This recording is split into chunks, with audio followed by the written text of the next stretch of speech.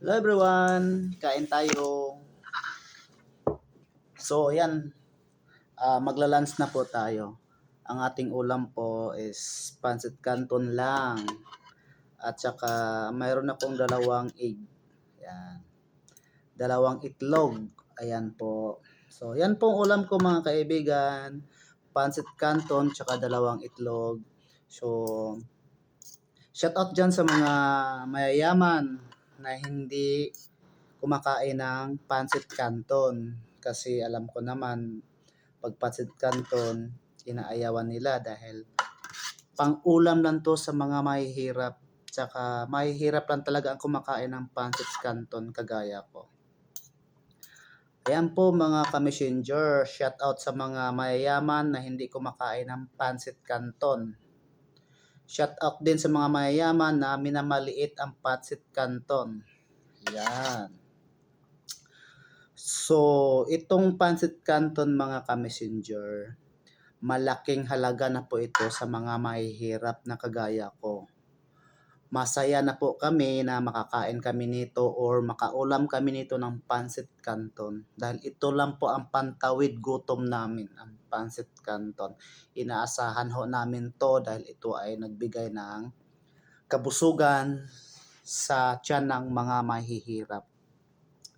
Kaya kayong nagbabash ng mga mayayaman na ang pancit canton na hindi nyo kayang kainin, shout out na lang po sa inyo dahil ang mga mahihirap, kinakain nila yung mga ulam ng mga mahihirap lang din. Kasi ang mga mahihirap hindi kayang kumakain sa restaurant ng mamahalin at hindi kaya kumakain ng masasarap na pagkain.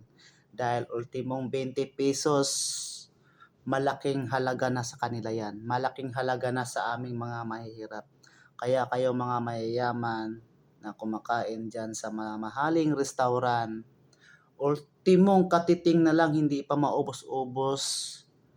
Biruin mo, sa magkanong halaga maabot ng 600 bawat isang order, kakarampot lang, hindi pa nyo maubos. Pero sa mahihirap, yung 600 na yan, isang linggong budget na po namin yan. Kaya shout out dyan sa mga mayaman na hindi kumakain ng pancit canton. Ito, para sa mga mahihirap lang tong mga ulam na to. Kaya tara, let's go. Kain na tayo. At bago tayo kumain, mag-pray muna tayo.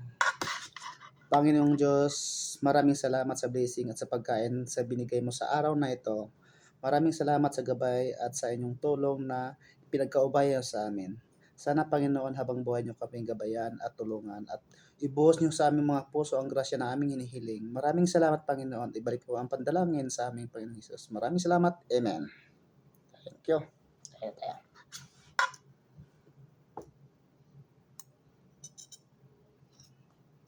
So, yan mga kaibigan, kakamayin ko na kasi malinis ang kamay ko eh.